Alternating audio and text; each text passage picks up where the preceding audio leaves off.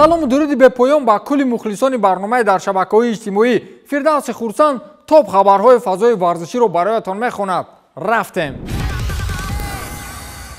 ниҳоятан дастаи Челси пеши чашмони ҳамаи мо исбот кард ки маҳз ӯ арзандаи финали Лигаи Чемпионҳо аст. Зимнан Тухел ва шогирдонаш чандин андешаҳои кӯҳнаро барбод доданд.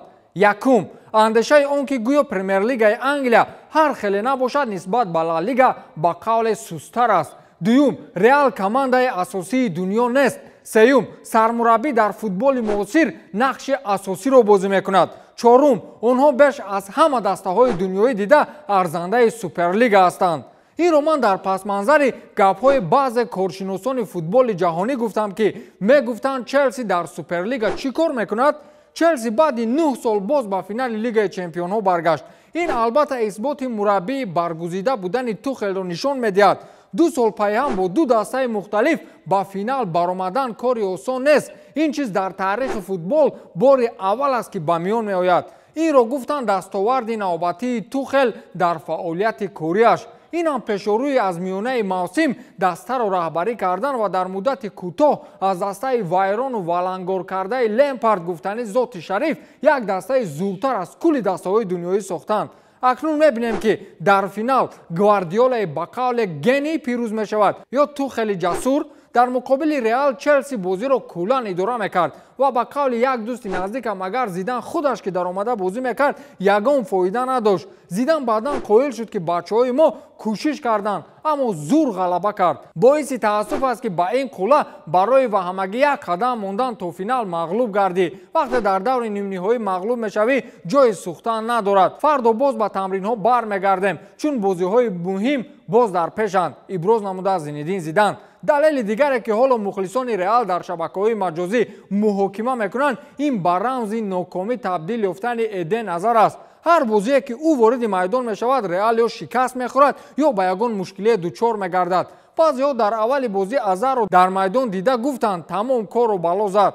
болои сӯхтан амако баъди анҷоми бозӣ ки нисфи мухлисону футболбозони Реалро гулӯяшон аз алам пуру гирья ғалабаашон мекард, Азар бо собиқ дӯстони худ аз Челси қоҳқоҳзанон механдид ки ин саҳна рӯи экранҳои ҳамагон пайдо шуд ва баъдан интиқоди шадиди мухлисонро ба бор овард. расонаи машҳури Daily Mail бо сарлавҳаи аҷибе ин мавзӯъро расонаӣ кард. Азар дар ҳақиқат ба Реалу шарафи Реал туф кардааст. ана ҳамин хел дӯстон, имшаб мухлисони Реал ғайри бехобӣ ҳеҷ суде аз дастаи дӯстдоштаашон надиданд. Челси гирифтани маблағ аз Реал Мадридро идома медиҳад. сухан дар бораи пардохтҳои мукофотпулӣ барои гузариши Эден Азар меравад. қайд карда мешавад ки дар охири мавсими гузашта Челси аз Реал Мадрид 20 миллион фунт стерлинг маблағ гирифта буд. клуби шаҳри Мадрид дар Ла Лига ғолиб омад ва ба Лигаи Қаҳрамонҳо рохат гирифт. аз ин рӯ бошгоҳи шоҳона бояд ин маблағро тибқи шартнома пардохт мекард. новбаста аз он ки Азар саҳми худро дар қаҳрамонии Реал нагузошта буд, зеро пайваста ба табобат машғул буда ҳамагӣ 2 гол задааст. барои 2 гол Реал ба лондониҳо 20 миллиони дигар пардохт карданд. шояд Реал аз пул тарсида Челсиро мағлуб накард. хайрият ки ин сол мадридиҳо ба финали Лигаи Чемпионҳо роҳ наёфтанд. аммо Челси боз як шонси дигари пулкоркунӣ дорад. агар Реал чемпиони Испания шавад, боз 20 миллиони фунти дигар ба суратҳисоби Роман Абрамович мегузарад. бечора Реал дар байни андешаи чемпион шавам ё нашавам дар мондааст. моҷарои ба ҳамин монанд дар атрофи дастаи Барселона. суруди маъруфи ин дарде ки ту дорӣ он дарда ман ҳам дорум ба ин гуфтаҳо пайвандии калоне доштааст. дастаи футболи Интер аз Барселона наздики 1 миллион евро қарздор шуд. гап сари он аст ки Интер чемпиони Италия шуд ва дар ҳайати клуби Миланӣ собиқ ниммуҳофизатгари Барселона Артуро Видал бозӣ мекунад. Интер ва Барселона дар ин гузариш маслиҳат карда буданд ки агар даста ба муваффақият ноил шавад, пас каталониҳо мукофотпулӣ мегиранд. дастаи Интер ҳоло чемпионии бармаҳалли худро дар серия А истиқбол гирифт ва тибқи қарор ба хазинаи маблағҳои на он қадар зиёди барс 1 миллион еврои дигар ворид мешавад. Артуро Видал дар қаҳрамонии Интер чӣ қадар нақш дошт ман намедонам, аммо мардак ваъда дод, бояд ба ваъдааш истад.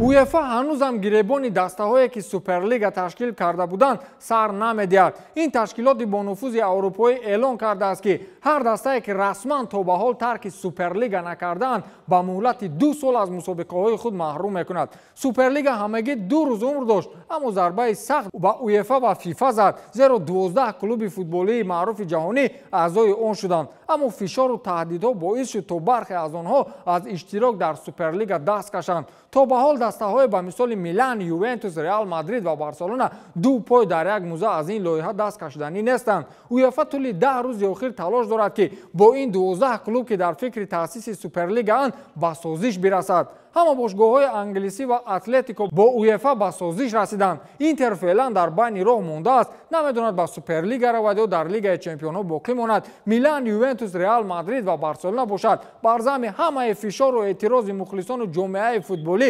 ҳанӯзам дар андешаи худ устуворанд. хулосаи уефа ин аст ки агар аз фикрашон нагарданд, пас 2 сол аз мусобиқаҳои аврупоӣ маҳрум карда шаванд. агар чунин шавад, пас дар мавсими оянда мо ин дастаҳоро дар лигаи чемпионҳо намебинем.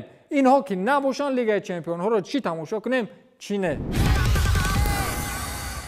уефа номзадҳо барои интихоби беҳтарин бозигари ҳафта дар лигаи чемпионҳоро эълон кард. ин созмон дар твиттер нашр кардааст ки 4 тан аз бозигар Риад Маҳрез, Рубен Диаш ҳар ду аз Манчестер Сити, Нголо Канте ва Кай Хаверц ҳар ду аз Челси довталаб барои дарёфти унвони қаҳрамонӣ маҳсуб мешаванд. ғолиб тавассути овоздеҳӣ дар сомонаи расмии уефа муайян карда мешавад. ба фикри шумо кӣ беҳтарин бозингар бояд шавад?